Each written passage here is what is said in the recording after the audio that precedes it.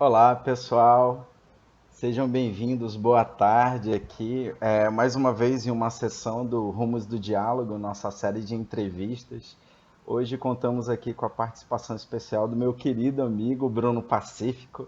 Longa data, eu acho que faz o quê? Mais de 10 anos? 11, 12 anos que Eu a acho gente que se sim, conhece. Bem faz por aí. 11 anos.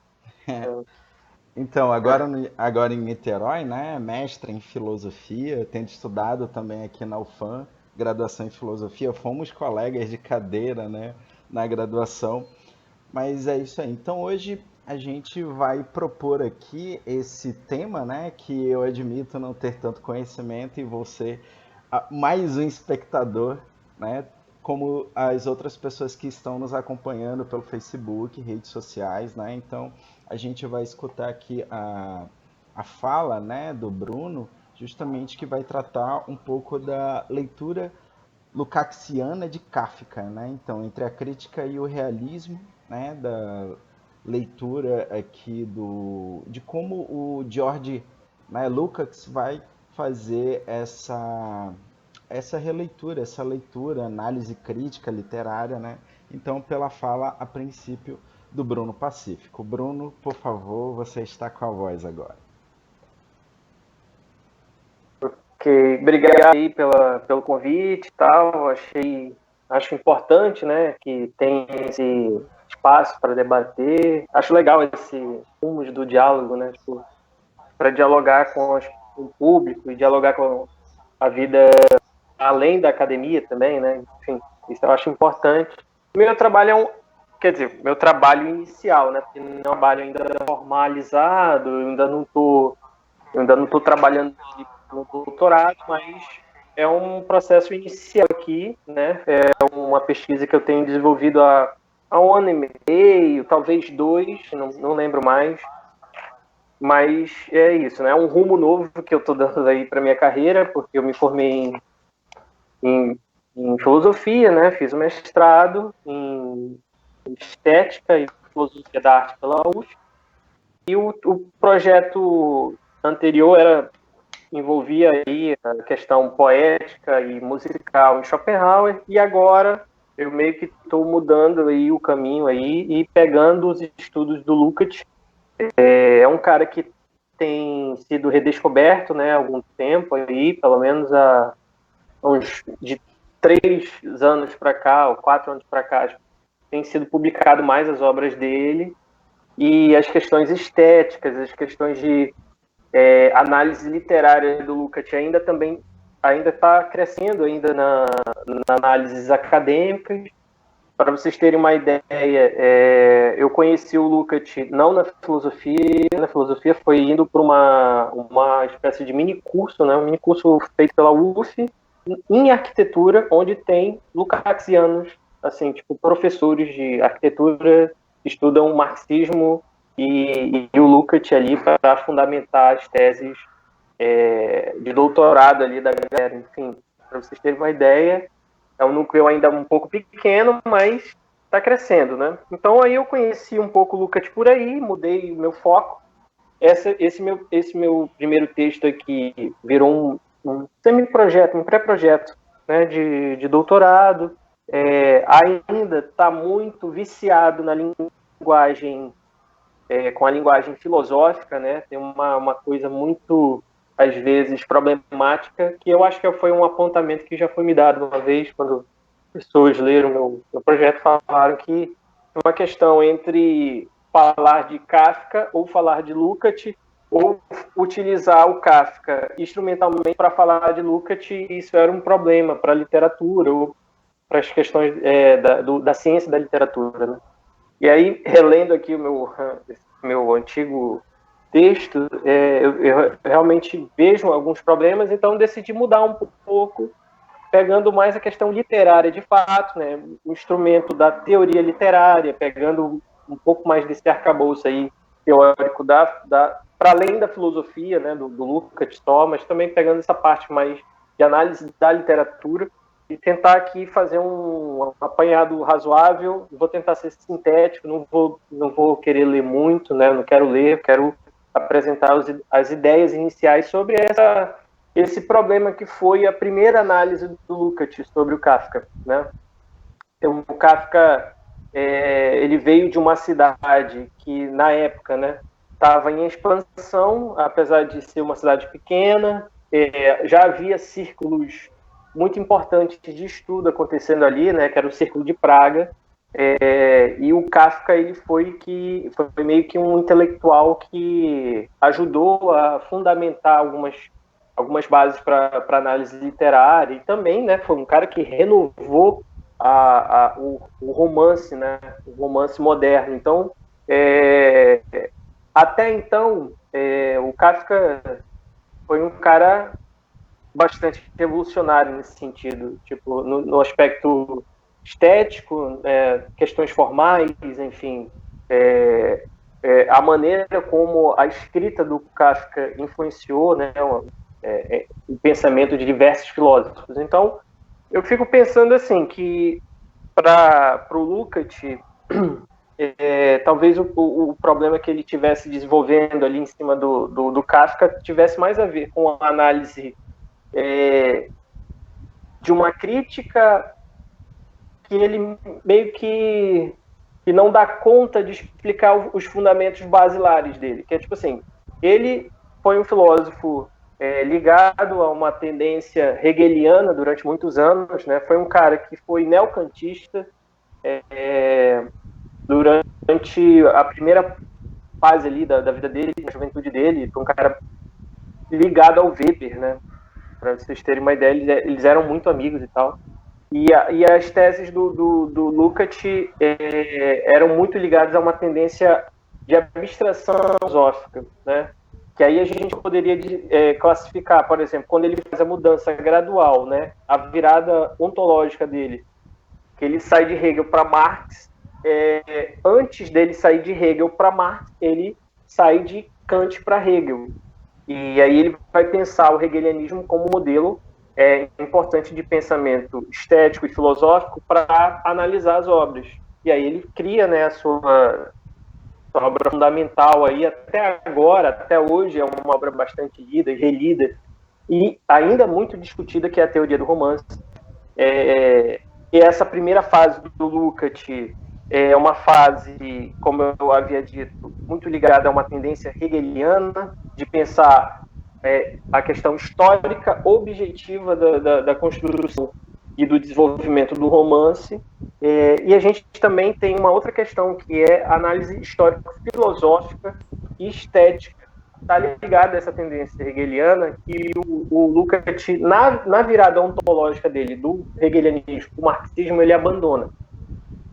Então, nesse primeiro momento, o Lukács não havia deliberado ou analisado, feito alguma análise criteriosa sobre a obra do Kafka. Então, aí a gente já vê um problema, que ele abandona uma perspectiva, né, histórico-filosófica, estético-filosófico, para adotar uma outra abordagem, e a partir daí, nessa mudança dele, ele começa a ter os primeiros deslizes de análise literária, né? E é importante ressaltar que o Kafka foi lido por diversos filósofos, né? A gente pode citar aqui o Deleuze, Benjamin, Adorno, Agamben, 4 grandes filósofos debatendo a obra de um grande escritor. E o Lukács foi o primeiro deles. Essa que é a sacada interessante a ser debatido. Como que o cara mais importante daquele círculo de estudos sobre o Kafka ficou tão feio ao analisar o Kafka, e como esse erro causou uma ruptura muito grande nas análises literárias que eram feitas pelo Lukács, né? Pra vocês terem uma ideia, o Lukács influenciou fortemente o Benjamin e o Adorno, né?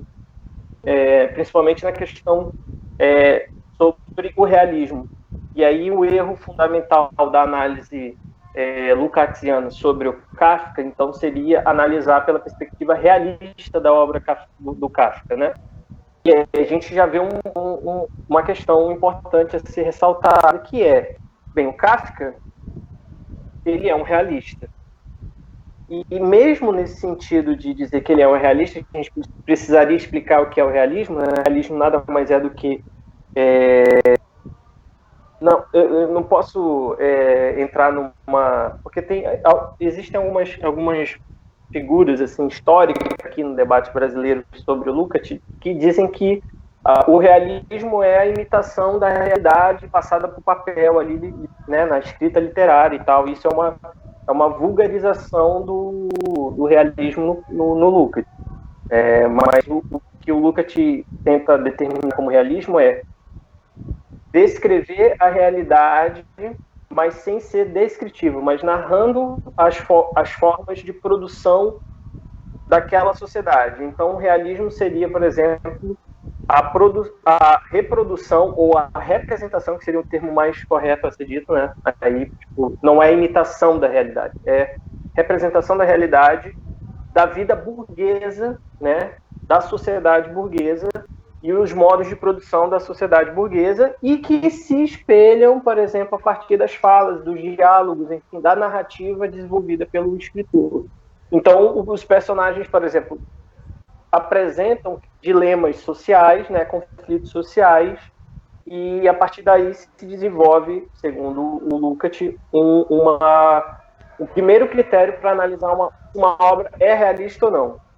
E aí a obra que o Lukács se equivoca de uma maneira bastante problemática é justamente o Processo do Kafka, que é uma obra que é póstuma, né? Foi uma obra que até em vida ele entregou a obra ali para o amigo dele, Max Brod e tal, em 1920, mas em 25 que é publicado. Então, o Kafka viveu até 24. De algum modo, essa obra ainda estava fervilhando ali na década de 20. E foi a primeira, né, década de 20 do século passado, e o Kafka não via essa obra lançada, não via essa obra publicada, e os autores que estavam pensando a literatura, a estética, a questão social, ainda não estavam desenvolvendo fortemente essas teses sobre literatura e sociedade. E o Lukács tinha acabado de lançar, em 1920, o livro Teoria do Romance, né? Então a gente já vê aí uma questão aí razoável nessa disparidade de tempo aí. O Lukács ainda não era marxista nesse período, né, 1920. E ele faz essa virada ontológica aí por volta de 20 e pouco, 30, e de fato se concretiza com a obra História da Consciência de Classe, né? É de 34, 35, eu preciso ver bem essas datas aí da obra do Lukács, das obras do Lukács marxistas, né? Mas a primeira grande análise marxista do Lukács acontece em 1937, que ele vai falar sobre o romance como epopeia burguesa, né? E ele faz uma revisão crítica da própria obra, Teoria do Romance. Então ele faz uma análise crítica sobre o que ele desenvolveu na obra Teoria do Romance, como ele desenvolve todas as teses a partir do hegelianismo, pensando as obras literárias como gêneros que se equiparam ao seu momento histórico, ou seja, eles surgem a partir daquele momento histórico específico, né? Se a epopeia, no período de Homero, era uma forma perfeita para aquele momento histórico, a partir de então se divide, né? E aí cria-se, por exemplo, o gênero trágico, a poesia, enfim, diversos gêneros vão se desenvolvendo e cada gênero apresentando sua forma ideal para um momento específico, né? De desenvolvimento social, econômico, histórico. Isso tudo ligado ainda a Hegel. Para vocês verem a importância, né, ali da teoria do romance até hoje, né? Se debruça sobre um livro complexo, assim, não é um livro muito fácil.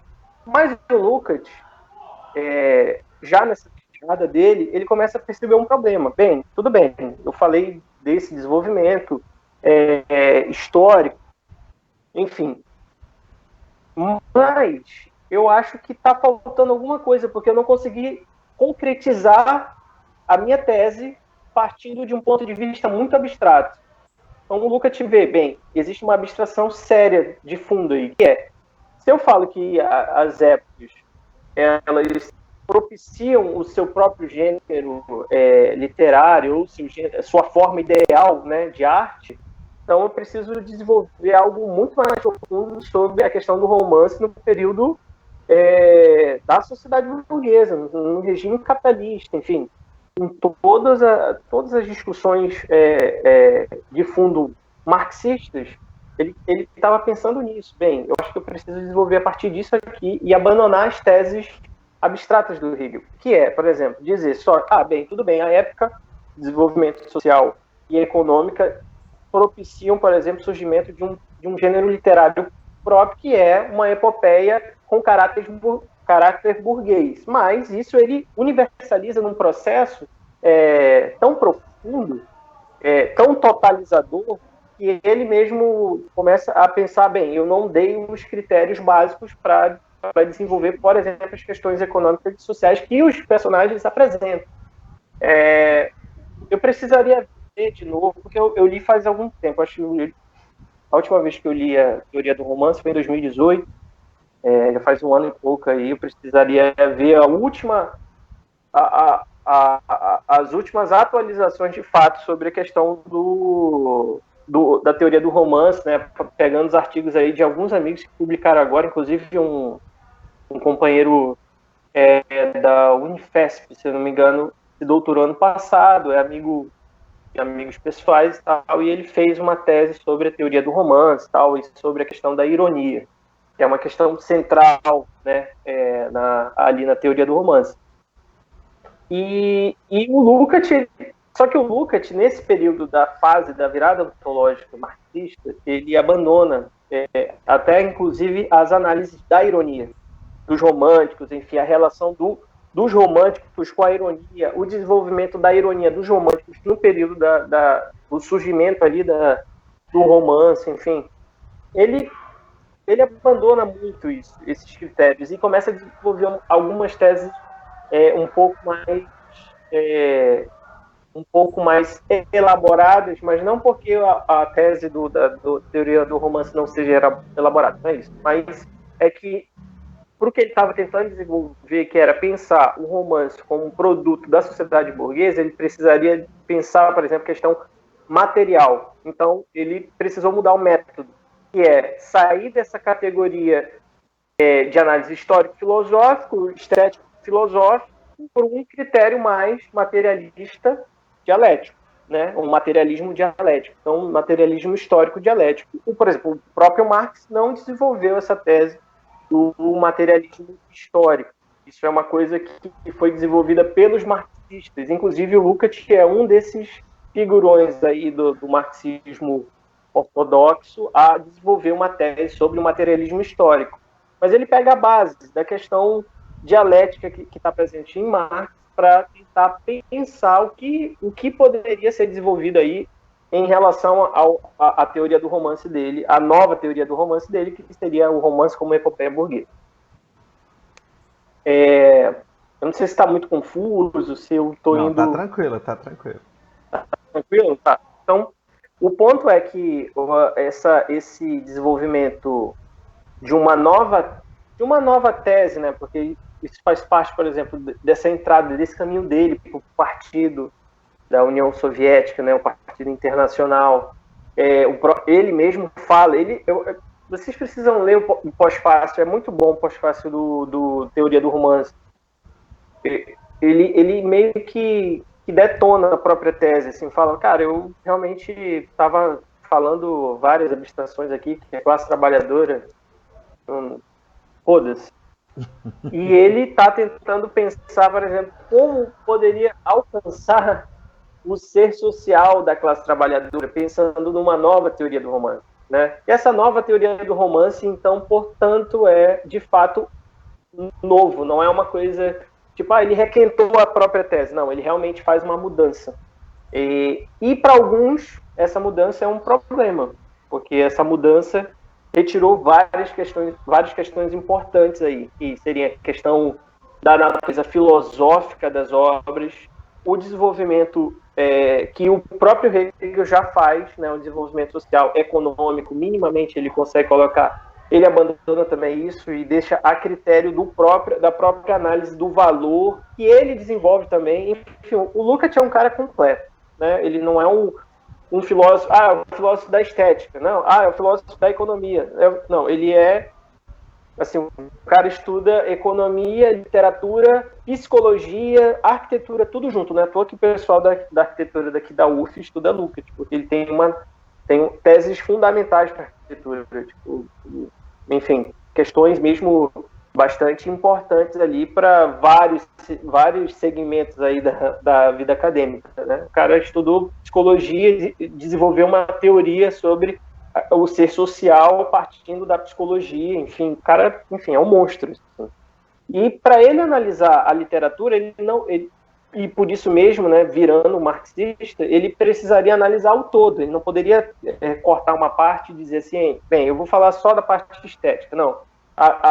O fundamento dele era, a gente precisa pensar a questão material da vida desses personagens, o que eles apresentam e qual é, de fato, a novidade com o romance. Então, ele estava tentando pensar, por exemplo, que o realismo, que ele já havia desenvolvido minimamente, e aqui ele expande de uma maneira muito mais profunda depois que ele se torna, de fato, marxista. Inclusive, o primeiro grande texto assim, conhecido dele, para além desse que eu estou falando, que é o romance Epopeia Burguesa, é a introdução aos escritos estéticos de Marx e Engels. E aí ele também desenvolve uma tese sobre a dupla de filósofos alemães, aí, né, o Marx e o Engels. Filósofos não, né, os caras eram mais do que filósofos.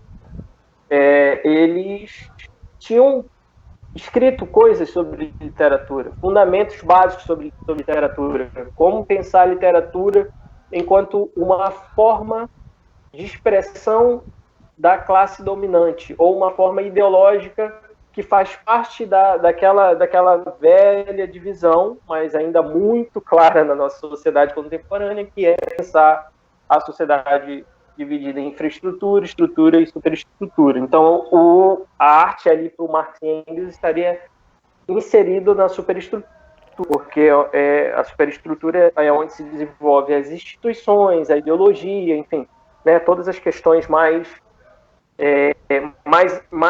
para além da luta de classes e para além da produção, da relação de produção, né, da técnica, das ferramentas ali de trabalho que estariam na infraestrutura, a relação entre classes que estaria na estrutura. Então, a infraestrutura é a base de tudo, né, porque as relações mais técnicas, mais estão ali, e a relação de estrutura estaria, portanto, ali no conflito de classes, na diferenciação de classes, enfim, nessas questões. E a superestrutura, então, portanto, para o Marx e para o Engels, ou para o Lukács, porque aí a gente precisa também rever bem essas questões, né, porque o Lukács, ele distorce algumas questões do Marx para aplicar suas teorias ainda mais profundamente, porque, como eu disse, o Marx nunca falou de materialismo histórico, né? Isso é uma justa posição aí, uma composição de termos, e criou uma nova metodologia, mas isso foi desenvolvido pelos marxistas, não pelo Marx. Então, a superestrutura para o Marx, por exemplo, é a questão institucional e ideológica. Para o Lukács, isso também se desdobra aí também na questão do desenvolvimento da arte, do desenvolvimento da religião, enfim, e que estava em Marx, tudo estava em Marx, né? Marx, enfim, é o pai de todas essas teses aí centrais aí do que o Lukács está tentando propor. Mas o Lukács, para se aprofundar nessa questão literária, ele precisa do Marx para, por exemplo, desenvolver essa teoria, essa metodologia do materialismo histórico dialético.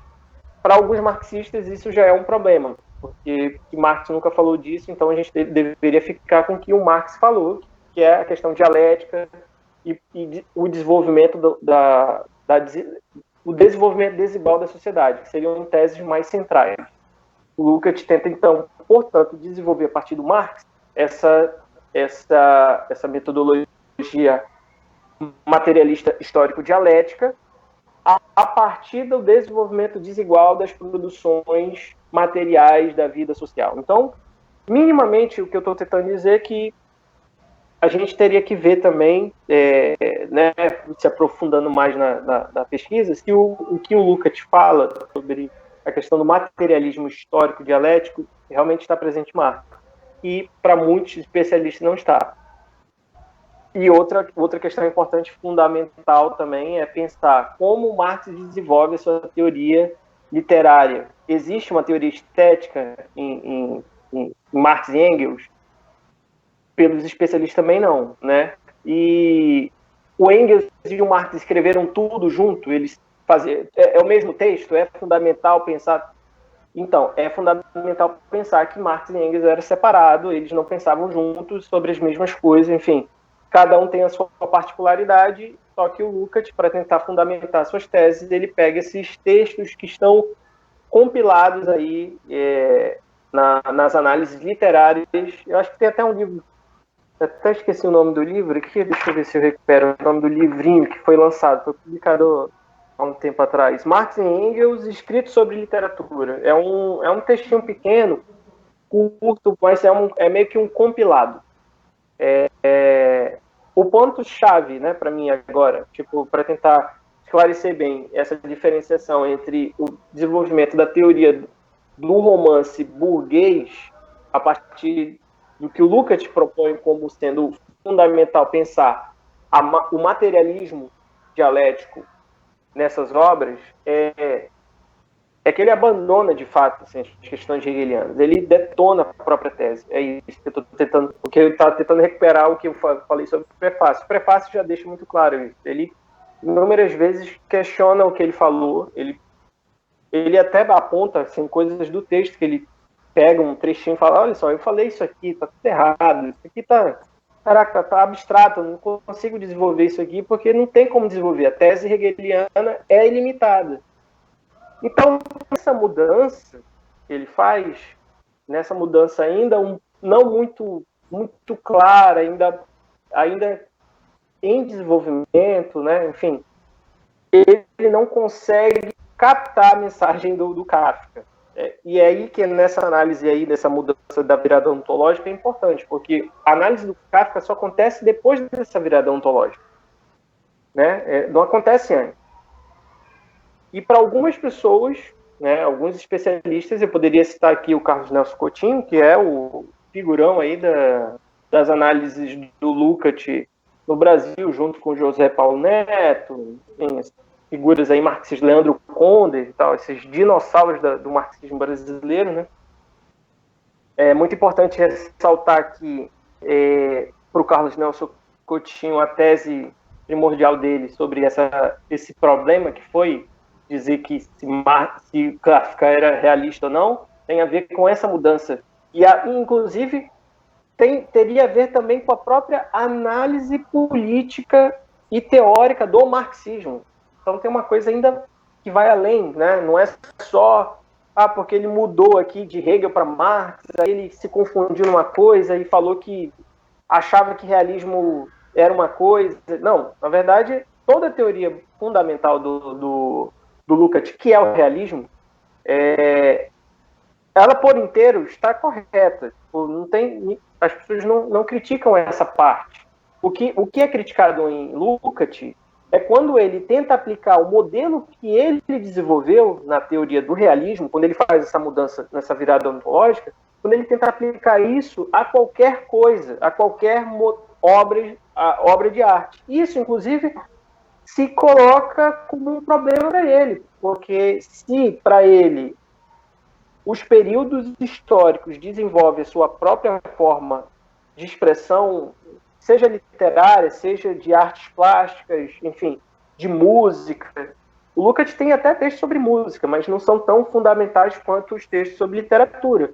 Mas se ele fala que a sociedade permite o desenvolvimento de uma nova forma, então uma forma de ruptura artística com o modelo tradicional, então ele meio que se equivoca ao aplicar a própria tese em cima de uma obra tão revolucionária que são as obras do Kafka, né? O corpo das obras, enfim, as obras que formam o corpo literário kafkiano é uma coisa extremamente renovadora, é uma coisa do século XX, é uma coisa não só do século XX, né? Porque até hoje Kafka, enfim, é lido, até hoje o Kafka é pesquisado, as pessoas ficam horrorizadas, se chocam ao ler hoje, no século XXI, o Metamorfose, que foi lido por todo mundo, foi, enfim, debatido por todo mundo, até hoje as pessoas se chocam com o Gregor Samsa, né? Então, é importante ressaltar que o cara que desenvolveu uma tese tão revolucionária e, ao mesmo tempo, tão ligada à materialidade da literatura, às questões sociais que os personagens apresentam, como que ele erra a análise de que o Kafka não é um realista. Essa é a questão, né? É a questão que eu estou tentando aqui desenvolver Bruno, nesse projeto. Só um instante. Pelo que o pessoal está comentando aqui, esse erro de leitura do Lukács, né, parece que foi muito importante, né? Justamente, como tu bem falou, parece que ele reviu, né? Justamente essa inferência, né? A teoria dele refez todo um percurso. E até um comentário que a gente tem aqui no grupo, né, do Labirintia, né? Já estão chegando algumas contribuições. Algumas pessoas estão comentando a importância de revivificar a obra do Lukács, que ainda mais aqui na produção tanto filosófica quanto literária, né? Então tem um comentário aqui da Ana Sofia de Magalhães, que ela não colocou de onde ela está falando, mas ela comenta assim. Ela primeiro indica um artigo de 2007 que foi publicado por uma professora de Minas Gerais. A professora é Esther Weissmann, que o nome é... sim, ela é maravilhosa. A Obra Tardia de Lukács e os Reveses de seu Itinerário Literário. Eu acho que tem a ver justamente com esses reveses, dizem basicamente sobre o que você, como você colocou, né? Ele tentando rever esse erro dele através da leitura. E ela coloca uma pergunta, assim, para saber sobre tua opinião, né? Então, ela indica o artigo, elogia a proposta de pesquisa, e é muito importante, tanto para análises literárias quanto análise literárias crítica, como também para a filosofia, do estudo da filosofia do Lukács, né? E ela quer saber a tua opinião. Lukács, de fato, se tornou uma personalidade mais marcante da cultura marxista contemporânea? É uma pergunta, penso eu que bem geral, né? Então, ela pergunta se ele acaba se tornando, né, por conta, né, dessa pesquisa, como você bem falou, ele é ali um pensador, um filósofo bem completo, né? Então, na tua opinião, tu acha que ele acaba se tornando uma dessas personalidades, a personalidade mais marcante da cultura marxista contemporânea?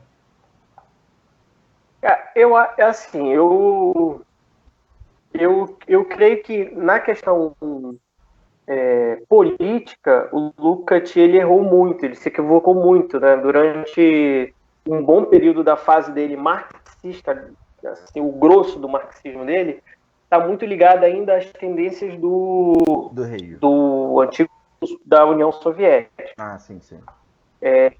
Ele era muito, na primeira fase dele, ele era muito stalinista. Então, tem uma carta, né? Carta ao stalinismo, enfim. E tem erros grosseiros históricos que ele cometeu, assim, de análises políticas. Né? A teoria política dele é problemática. Então, ele é um filósofo completo, um cara que, enfim... E é engraçado essa pergunta, porque também um pouquinho vai por onde a minha pesquisa está tentando ir caminhar, que tudo bem, o Lukács erra na primeira vez, no primeiro momento, né, achando que o Kafka não era um realista, mas depois volta atrás e pede desculpa, e, enfim, é um cara que depois vai fazer um texto só para explicar por que ele errou na análise, por que o Kafka era assim um realista, e por isso o Benjamin, o Adorno, enfim, as outras figuras que estavam demonstrando o erro que ele cometeu, ele, enfim, realmente vocês estavam certos, enfim, eu me equivoquei nessa análise, e politicamente também ele fez isso. né, na teoria política dele, quando ele defende com unhas e garras ali o stalinismo, quando ele é perseguido, aí é que vem a ironia do... Porque o meu texto tem a ver com também a vida pessoal um pouco do Lukács. Porque o Lukács, depois que ele começou a criticar o Kafka e dizer que o processo é uma coisa que não é real, ele começou falando isso. Ele disse que o Joseph K. não existiria em nenhuma parte do mundo, porque não existiria uma burocracia tão judiciária, tão acusatória nesse nível. Para ele não existiria nenhuma instância burocrática tão poderosa quanto aquela que acusa o Joseph K. de... Acusa não, né? Enfim, afirma algumas questões, fica muito embaralhado, a gente não sabe nem se o Joseph K... Porque a história do Kafka é tão boa nesse sentido, né? Porque a gente fica assim, bem, o Joseph K. não cometeu nenhum crime, está sendo acusado pelo quê? Tá, então se ele não está sendo acusado formalmente, por que estão perseguindo o cara? Aí depois você começa a se perguntar, cara, o Joseph K., será que ele não está imaginando que existe uma burocracia bizarra querendo perseguir ele? E no final ele, enfim, né? Eu odeio o termo não gosto de dar spoiler, porque não existe spoiler. Não existe. Meu Deus, isso inclusive, diria mais, hein? É a questão, quando as pessoas falam assim, não vou dar spoiler, o desenvolvimento do spoiler, desse negócio, não me dê spoiler, senão eu não vou gostar do filme, não gosto de saber do final. Isso é uma coisa burguesa, é uma coisa do desenvolvimento do capitalismo tardio, desenvolvido para ganhar dinheiro das pessoas. As pessoas não vão assistir filme, o Avengers, porque alguém contou no final, e o final, enfim, não... Eu já vi críticas assim, essas bobeiras, sabe? Não era para eu ter contado que o Homem de Ferro tinha morrido, né? Enfim. Mas, assim, a própria questão do Kafka, né, ali, quando ele desenvolve o personagem, ele tá preocupado com o desenvolvimento de uma burocracia que acusa as pessoas sem qualquer jurisprudência, sem qualquer materialidade de nada, só acusa. E o Lukács falou, isso aqui tá errado, isso aqui não existe, isso aqui nunca vai existir. E no final ali, no período revolucionário, quando estava efervescendo as questões revolucionárias da Hungria, né, país de origem aí do Lukács, ele se alia a um setor revolucionário. Ele era ministro da Cultura, ou era secretário de Cultura, ele era um figurão ali do governo, e ele se alia a um setor revolucionário. O que acontece? O Stalin assina um acordo lá não sei se é um acordo de paz, mas era um pacto entre a Hungria e a União Soviética para que não houvesse qualquer erupção vulcânica ali, social mínima, que teria que acabar de qualquer maneira ali. Enfim, o exército tinha que abandonar as armas, os militantes que estavam nas ruas teriam que serem presos, enfim. E o Lukács, que foi um dos cabeças ali desse processo convulsivo da Hungria, foi recebido, né, ele acordou assustado, com batidas fortes na porta. Quando ele abre, eram muitos militares na frente da porta dele, perguntando se ele estava armado. E aí o Lukács puxa uma caneta do bolso, essa é a minha arma. Pô, é a única coisa que eu tenho, não tô armado. Por que vocês estão aqui batendo dessa maneira? Vocês estão vindo dessa forma tão truculenta? E o cara fala, você está sendo acusado por um crime. E aí você vai ser preso, você vai ser levado para a prisão não sei de onde. E foi nesse instante que o Lukács, segundo os relatos dele pessoais, né, ele deu um estalo. Porra, o Kafka estava certo, cara. O Joseph K. sou eu. Então, ele, na vida social dele, ele também desdobrou isso como uma forma de pensar a teoria realista dele, já no velho Lukács, né, que é na segunda fase do Lukács, que é esse cara mais reflexivo. Então ele abandona o stalinismo depois disso. Ele, inclusive, faz alguns textos pedindo desculpa por ter defendido o stalinismo com tanta força, né? Enfim, com tanta raiva, que ele achava que o melhor a frase dele, icônica, né, dele, enfim, o pior do socialismo é melhor do que o melhor do capitalismo. Essa era a frase que ele usou para defender o stalinismo. Então, ele abandonou isso depois.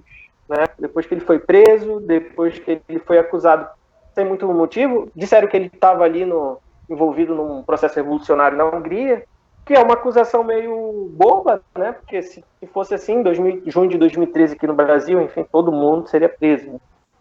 E foi. A Dilma prendeu geral aqui. Aqui no Rio de Janeiro, então, botaram o tanque na rua. Enfim. E o Lucas passou por esse processo pessoal. Então, ele reviu a questão do Kafka depois desse momento, né, de vida política. Então, ele se torna essa figura, hoje, né, essa figura que está aparecendo, que está se desenvolvendo ali no pensamento contemporâneo, novamente sendo redescoberto, né, um cara que passou anos aí esquecido, até 10 anos atrás não tinha muitos textos do Lukács. Tinham comentaristas sobre o Lukács, tinha textos bases razoáveis do Lukács, mas assim, hoje, como a gente vê, né, sendo vários textos sendo desenvolvidos aí, com excelentes traduções no Brasil pela Boitempo, né, que é sobre o ser social. Agora parece que vão lançar, vão publicar as obras estéticas do Lukács, que são fundamentais essas obras, porque essas obras elas não têm no Brasil. Elas estão sendo muito desenvolvidas lá fora, mas pela perseguição que aconteceu, se eu não me engano, por causa do Viktor Orbán, né, que é o cara de lá, da Hungria, um cara de extrema-direita, começou a perseguir, começou a expurgar, enfim, queimar, fechou o arquivo do Lukács, queimou muitos documentos. Então essas obras estão sendo redescobertas agora, porque estava fechado, depois voltou a abrir, depois fechou de novo. Aí tem essa questão do expurgo intelectual que está acontecendo para lá. Então, a Boitempo tem desenvolvido essa parceria aí, tem feito boas traduções. E é importante ressaltar que esse momento que a gente tem vivido, né, de redescoberta do Lukács, tem a ver com o momento político atual, né, dessa questão proto-fascista que vem se desenvolvendo em alguns países. Então, é importante ressaltar também que tem a ver um pouco com isso, as pessoas estarem lendo Lukács. Mas não é porque... Sobre esse ponto, eu vou colocar um outro comentário que eu acho que vai de encontro com essa linha que tu tá arrumando aí na tua fala, né? Então, o Joaquim Crisóstomo, ele fala da cidade de Porto, em Portugal, e ele é professor de filosofia e ele trata a respeito, e ele gostaria de saber, já que a gente está aqui no Brasil, né, sobre essa tua leitura do Lukács, e ele está vendo, ele dá muita razão para isso que está acontecendo na Europa, como tu bem colocou, e ele queria saber justamente o ponto de vista brasileiro, né, aqui do outro lado do oceano, né, então segundo tua visão, né, essa influência dessa mudança ontológica que ocorreu, né, que foi o possível, que possivelmente ocasionou esse erro da leitura do Kafka para o viés político, né? Que era justamente, eu acho que isso que tu estava explicando, era para aí que tu ia colocar o restante da tua fala, né? Então, ele agradece a tua fala e ele dá razão aí, dá aso para o que tu tá falando sobre essa releitura do Lukács nos dias de hoje, e ele coloca essa pergunta, né? A influência, no caso, essa mudança ontológica que tu colocou, ela foi ocasionada justamente pela influência de vieses políticas no Lukács? Com certeza. Assim, não foi só o Lukács, né? A juventude do Marcuse, a juventude do Adorno, o segundo é o terceiro Benjamin, que é um marxista, enfim, vários intelectuais ficaram muito impactados com a Revolução de 1917 na Rússia. E a mudança do Lukács, que foi um pouco gradual, mas um pouco brusco também, foi gradual, mas meio brusco, porque quando ele viu a revolução acontecer, quando ele viu um Estado operário ser construído num país com a dimensão da Rússia, né, enorme, talvez, não sei se o Brasil e a Rússia têm o mesmo tamanho, mas é um país tão grande quanto, o Lukács, depois que ele viu isso acontecer, ele ficou abismado com as possibilidades revolucionárias. E não foi só ele, né? Como eu disse, outros intelectuais também ficaram muito impactados. E tem a ver a mudança dele, a postura dele. Ele era amigo do Weber, né? O que é o Weber? Politicamente, o Weber é um problema em algumas questões. Desenvolvimento da racionalidade do Estado nada mais é do que o desenvolvimento da democracia, que o stalinismo promoveu na União Soviética, né? Então ele era amigo de uma figura dessa que era meio liberal, meio à esquerda, mas não tão ligado a uma tendência política partidária. Tanto que quando o Lukács rompe com as teses neocantistas e com as teses hegelianas ali do desenvolvimento estético, filosófico histórico, quando ele rompe, o Weber manda uma carta para ele. Assim, cara, qual é a tua? Entendeu? Tá maluco? Vai virar marxista? Enfim, vai ficar influenciado agora por esse movimento revolucionário abrupto? O Lukács responde, claro, é óbvio, essa é a melhor metodologia possível para o momento, para pensar a realidade contemporânea, para pensar a política, a economia, o desenvolvimento da literatura depois de uma revolução, né? Porque para ele o desenvolvimento da revolução gerou convulsões tão profundas que, enfim, saindo um pouco do Lukács. O Brasil sentiu um pouco desse processo revolucionário, minimamente. A gente viu aí a ascensão do Partido Comunista da época, o PCB brasileiro, se desenvolvendo com muita força. Eu tô com uma camisa aqui, né? A Semana de 22 aqui, enfim, foi um processo revolucionário nas artes brasileiras. Também tem muita influência do que foi desenvolvido nesse período aí de estudos. Os formalistas que apoiaram a Revolução Russa, os formalistas eram grandes estudiosos da poesia, do desenvolvimento do conto, das narrativas, enfim. Então, vários intelectuais ficaram impactados, e o Lukács não foi diferente, né? O Lukács, assim, a primeira coisa que ele fez foi abandonar a tese dele. Não é qualquer coisa, imagina, o cara desenvolve um livro importante que todo mundo leu. Imagina, você influenciar o Benjamin e você dizer, Benjamin, o que eu escrevi está errado. Isso é uma coisa... O cara ficou tão impactado que ele abandonou isso, sabe? Ele abandonou tudo que ele desenvolveu e tentou desenvolver coisas cada vez mais ligado ao partido, às transformações sociais da classe trabalhadora, ao desenvolvimento literário a partir dessa relação da sociedade com os meios de produção, com o desenvolvimento da produção material da vida humana. Então, a própria tese do realismo na segunda fase do Lukács já tem muita relação com o ser social, né? A tese principal do Marx, que as pessoas, a classe trabalhadora, os indivíduos, os sujeitos, eles são jogados nessa condição necessariamente por causa do desenvolvimento de produção. O desenvolvimento de produção é tão impactante na vida social que o sujeito acaba se colocando naquela relação, nas relações de produção, sem liberdade. Você é colocado nessa condição. Então, a tese central do Marx é essa: olha, não existe consciência individual. O que existe é o ser social, que se desenvolve a partir dessas relações sociais, a partir dessas relações de produção, que gera uma consciência social, coletiva, enfim.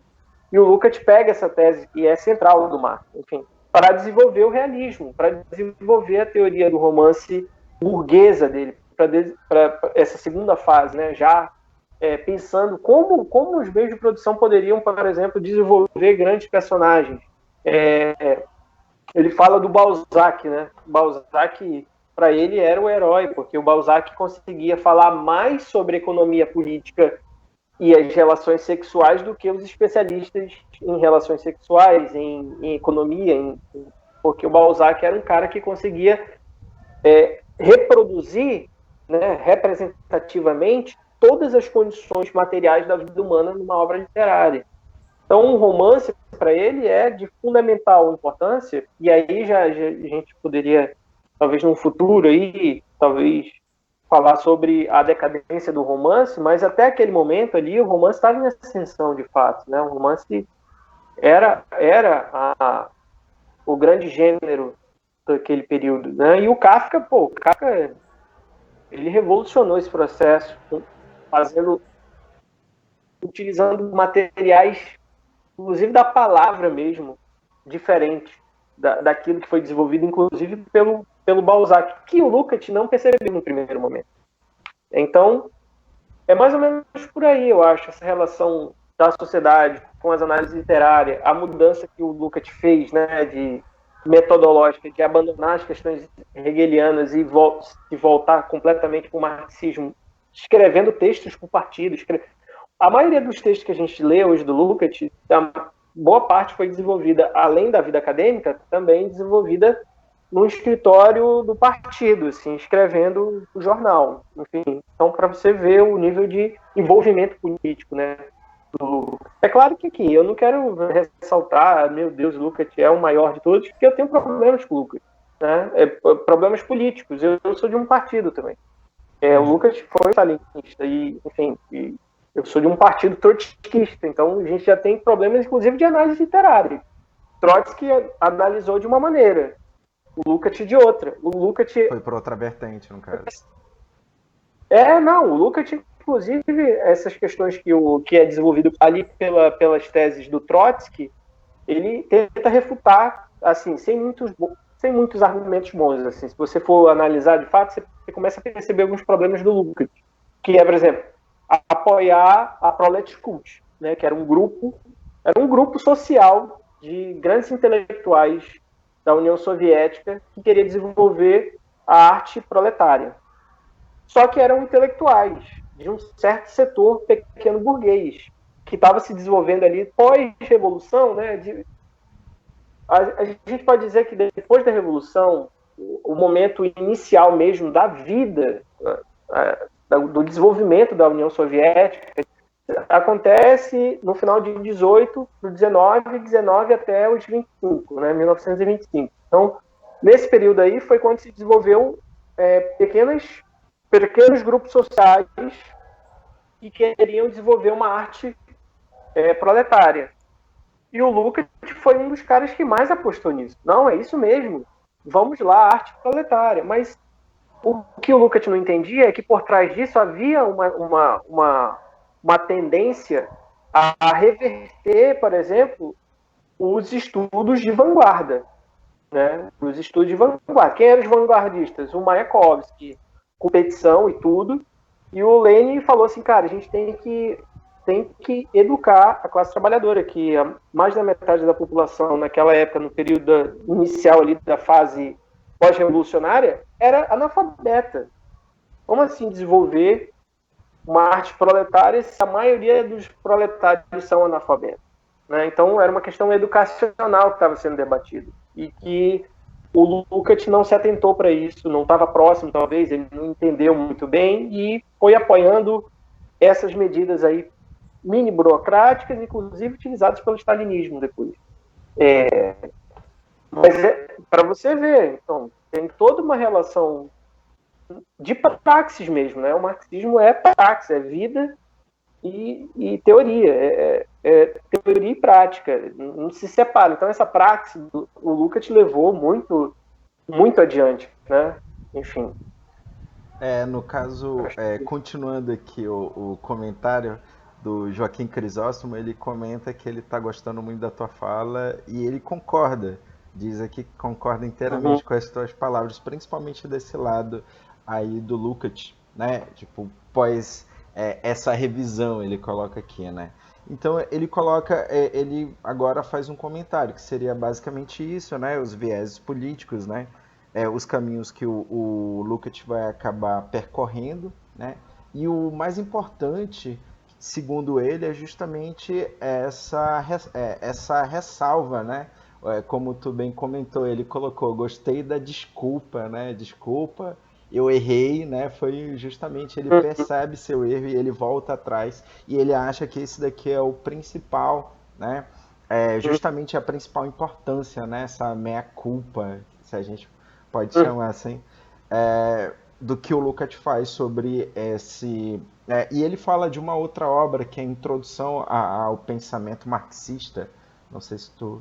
Do Lukács, que ele vai fazer justamente, né, como que essa análise estética, e ele também utiliza de muitos argumentos, aqui eu lendo o comentário dele, utiliza de muitos argumentos para rever o pensamento hegeliano da estética, que eu acho que foi bem o que tu falou, né, e ele concorda bastante aqui com a tua fala, né? Então esse daqui foi o Joaquim Crisóstomo, ele está falando da cidade de Porto, em Portugal. Né? Tem outros comentários aqui também que cabe ler, agradecendo, da Lara, da Sofia, que eu já leio, da Ana Sofia, né? Da Letícia, que também gostaram muito da fala e dos pontos que tu tocou, né, justamente para falar aí sobre essa filosofia do Lukács. E algumas pessoas também até comentaram, né, justamente como que essa análise literária dele, né, não apenas, principalmente na obra do Kafka, que tu bem colocou, né, e como que teve essa mudança, né, e pelo que eu vi aqui nos comentários, e eu acho que isso daqui a gente encaixa bem na tua fala, é como que ele, como tu bem colocou agora, né? O marxismo sendo muito prático, ele viu aquilo acontecendo na vida dele, né? De uma forma muito prática e foi justamente ali o insight, né? Necessário para que ele fizesse uma releitura, né? Muito bem abordada aqui pela a tua fala. E, bem, aqui encerraram os comentários. Eu só queria ressaltar que o Lukács foi o primeiro a fazer uma análise criteriosa da obra kafkiana, tá? Tipo, ele não foi o segundo, não foi o terceiro. Na verdade, eu vou até ler aqui uma passagem muito boa do Carlos Nelson Coutinho, porque deixa muito claro essa relação que a obra do Kafka tinha com os intelectuais no primeiro período ali, né, 1920 e tal.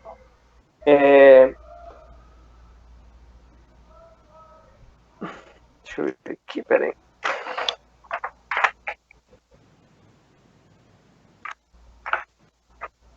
São muitas páginas, gente. Calma. Desculpa aí. Sem problema, sem problema.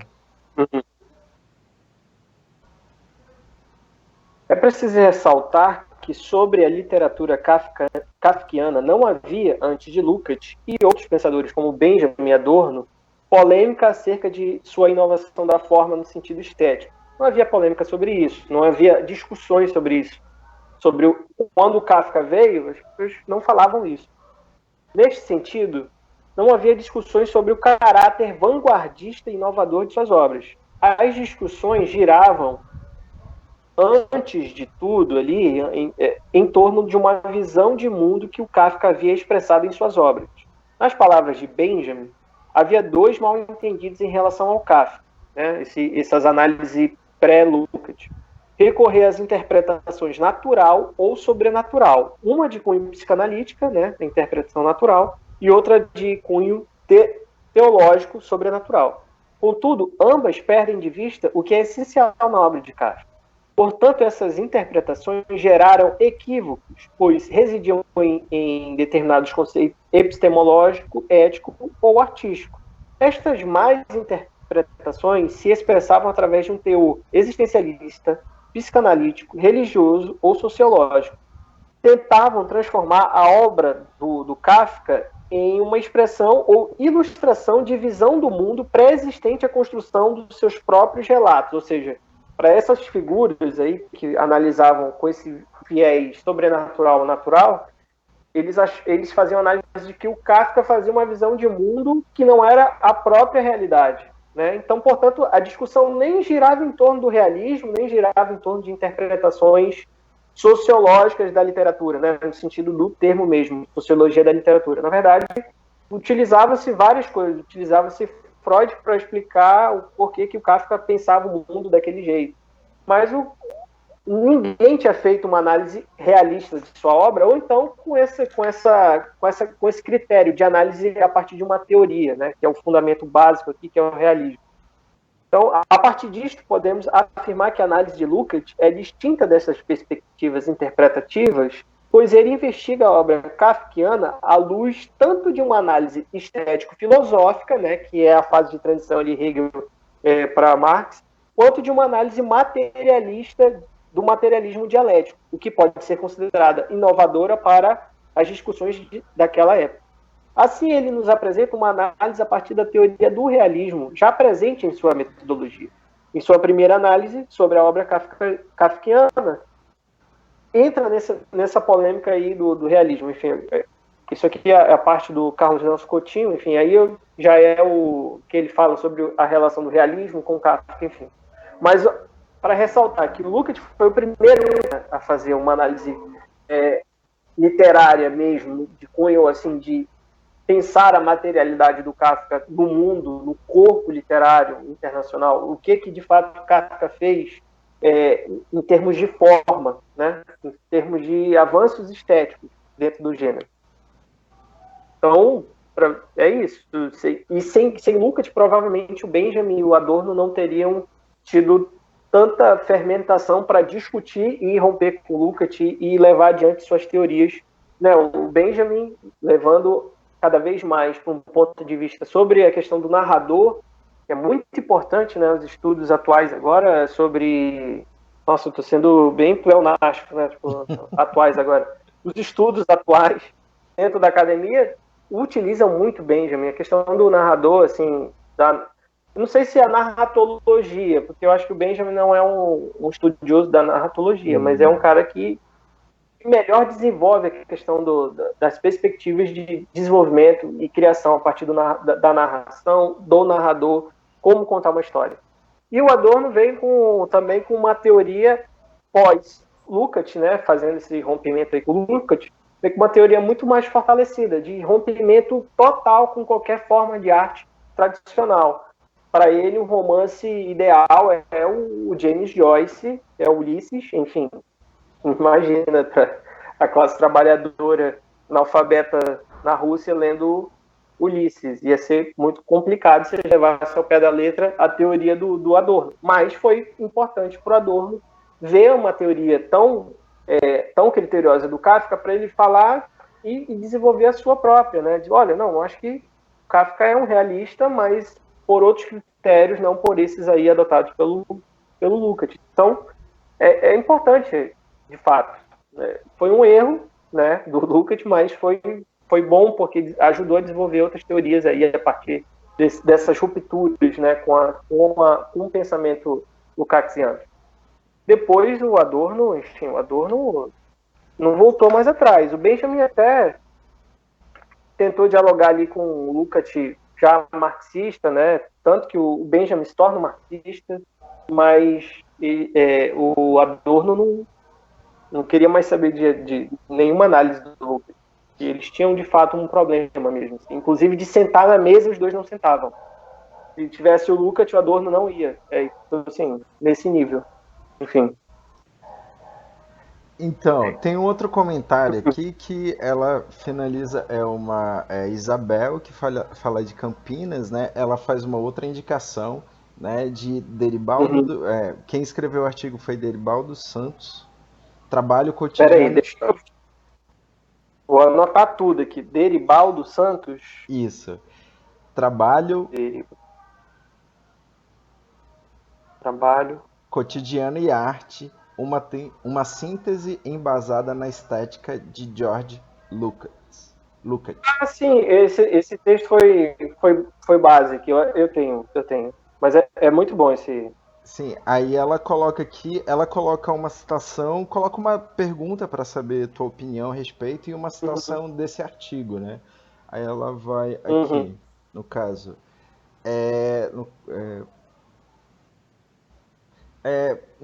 ela quer saber tua opinião, pelo que deu para mim entender, se a pesquisa do Lukács, né, se deve aos estudos realizados principalmente acerca da obra de arte ali do Marx, né? Então, como que a visão do Marx, né, acaba influenciando diretamente a pesquisa do Lukács. E ela coloca uma citação, acho que para contextualizar, né? Então, abre aspas, o Steta, no caso, eu acho que o Lukács, adverte, no entanto, que sua declaração de fidelidade ao marxismo autêntico não elimina de sua estética, em todos os seus elementos e em sua totalidade, o resultado de uma investigação autônoma. Então, eu acho que ela quis pegar aqui justamente, quer saber tua opinião, como você vê essa autonomia através dessa análise marxista, né, da opinião do Marx aqui sobre da análise do Lukács. Eu, assim, eu acho que o Lukács tem diferenças cruciais, assim, com a própria análise do Marx sobre literatura. Mas eu vejo também que essa diferença, na verdade, trouxe à tona as discussões sobre as análises literárias do Marx. Então, eu acho que o Lukács,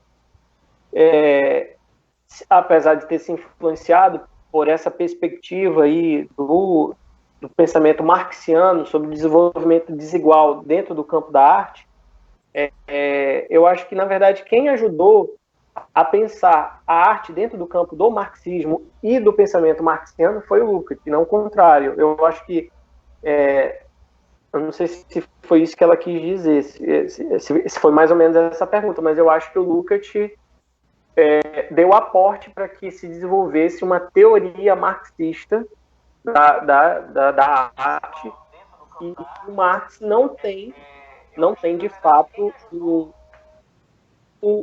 um fundamento, como eu diria, eu acho que o Marx não teria um fundamento estético. Eu não vejo por aí. Essa é a tese do Lukács, de que o Marx tem uma sistematização torta, mas existe, segundo o Lukács, de uma análise estética das obras de Ela arte. comentou aqui que foi isso sim. Então, nesse sentido, eu acho que não. Eu acho que o Marx não tem uma estética sistematizada, tem análises, porque ele faz análise de tudo. Marx era outra figura. Se o Lukács é esse monstro, eu acho que o Marx ainda é mais ainda, porque tinha dor na costa e não podia sentar. Então, e lia à luz de vela. Então, o cara que analisava tudo, todas as perspectivas. Ele analisava o racismo, ele analisava a literatura, ele analisava a política, a economia, tanto que o próprio Marx também fez diversas análises criteriosas sobre literatura, mas os critérios do Marx eram tortos, eram critérios ainda ligados a uma tendência de pensar a política, apesar de ter alguns resquícios assim bastante fundamentais de uma autonomia, de uma independência, de pensar a arte fora desse âmbito. Marx sempre tentou ficar tudo. Tanto que a primeira parte que ele fala sobre a literatura como uma tendência expressiva de uma ideologia burguesa, ele está tentando dizer, olha só, o desenvolvimento da arte na sociedade capitalista não é autônoma. Não existe autonomia da arte nessa sociedade. O que existe é o desenvolvimento de uma produção cada vez mais, um modo de produção cada vez mais técnico, cada vez mais divisivo ali no âmbito do trabalho e tal, e que a arte, por estar na superestrutura, reproduz minimamente as questões ideológicas que a burguesia apresenta sobre a sociedade. Então, o próprio Benjamin, né, naquele texto A Arte na Era de Sua Reprodutibilidade Técnica, pega essa tese, né, fundamental. Bem, a arte saiu da superestrutura e foi para a infraestrutura, portanto, saiu da instituição ideológica para ir para a reprodução, ou seja, para a técnica, para a produção, para a infraestrutura, para a base. Então, o Lukács não fundamenta essa tese que o Benjamin fundamenta. Né? O interesse do Lukács é outro, é como que poderia se expressar a realidade dentro de um campo de uma forma perfeita para ela, que seria então o romance. Então, eu acho que o Lukács deu muito mais visibilidade para essas teses do Marx e do Engels sobre literatura do que o contrário. E acho que o Marx tem uma base um pouquinho menos refinada do que o Lukács nesse sentido, porque o Lukács está tentando responder questões que o Marx deixou em aberto. Uma dessas questões eu vou até colocar aqui. Por favor.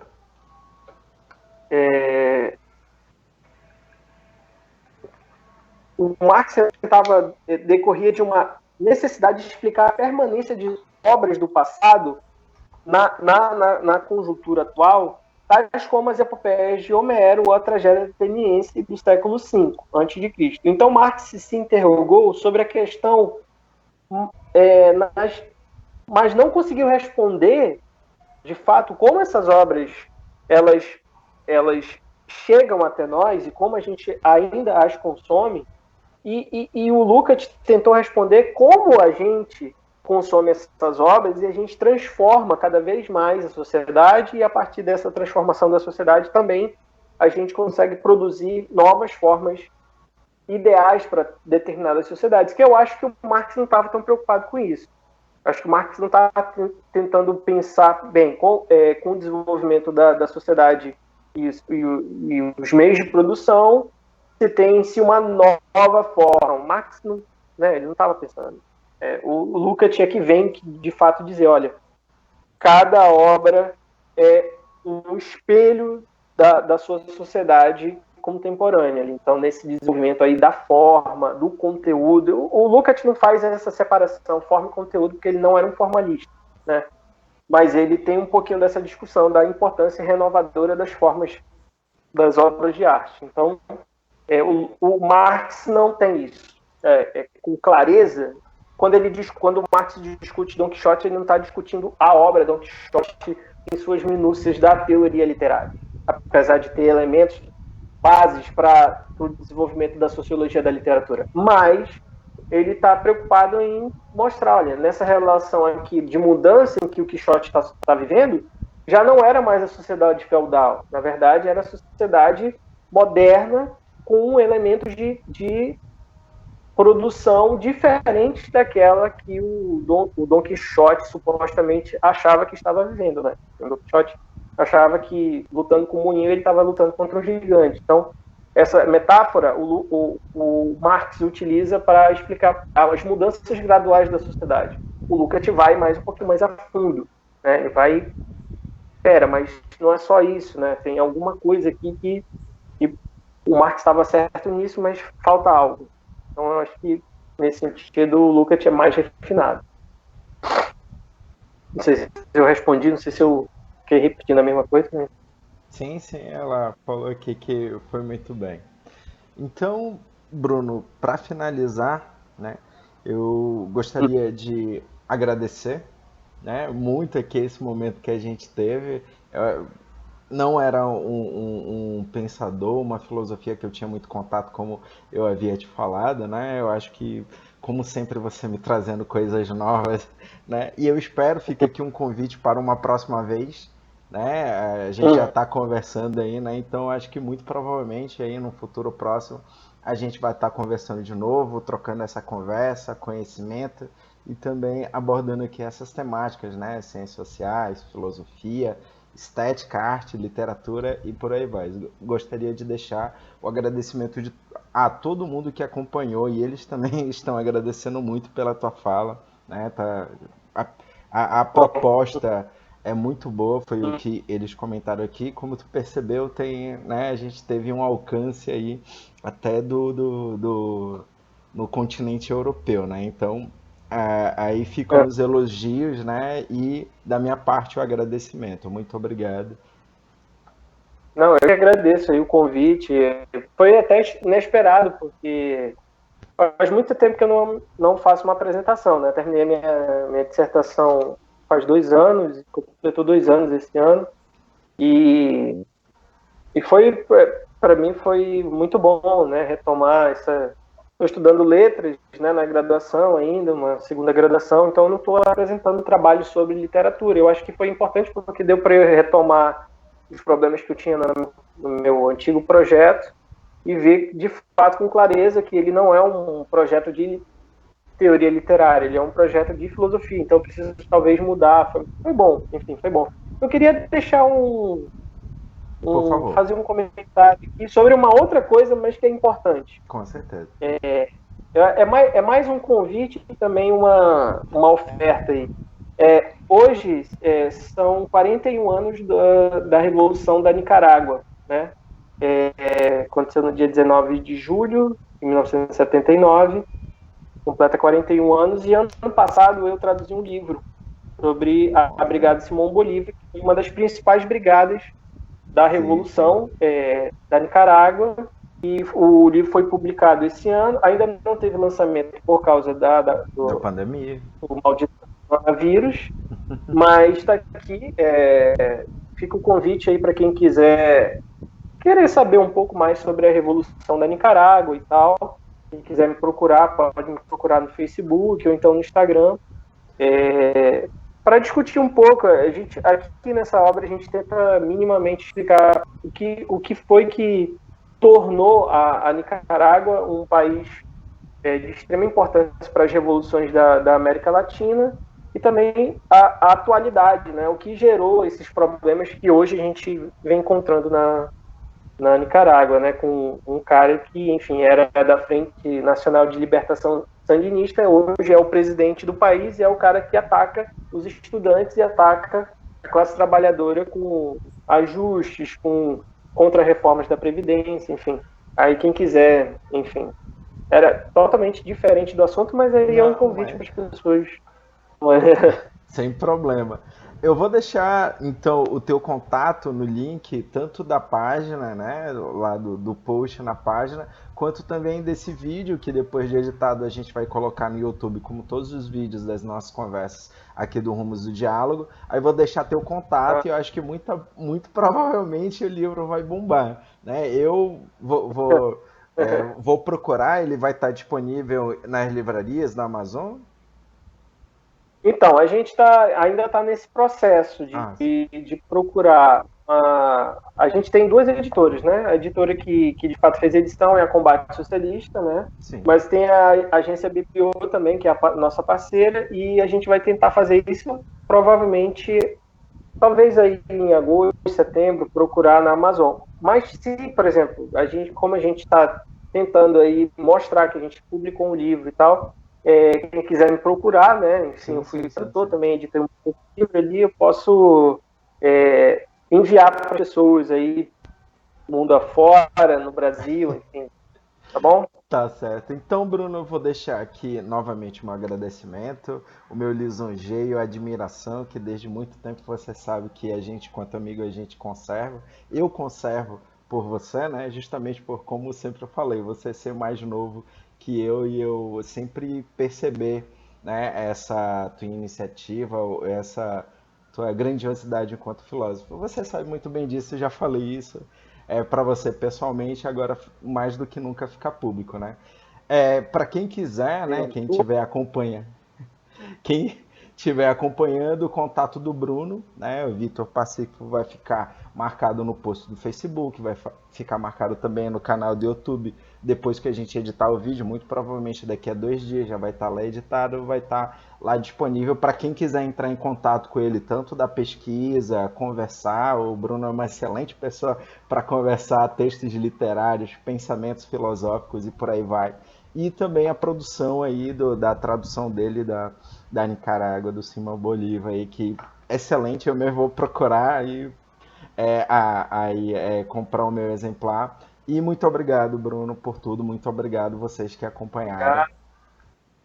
E até a próxima. Valeu, até a próxima.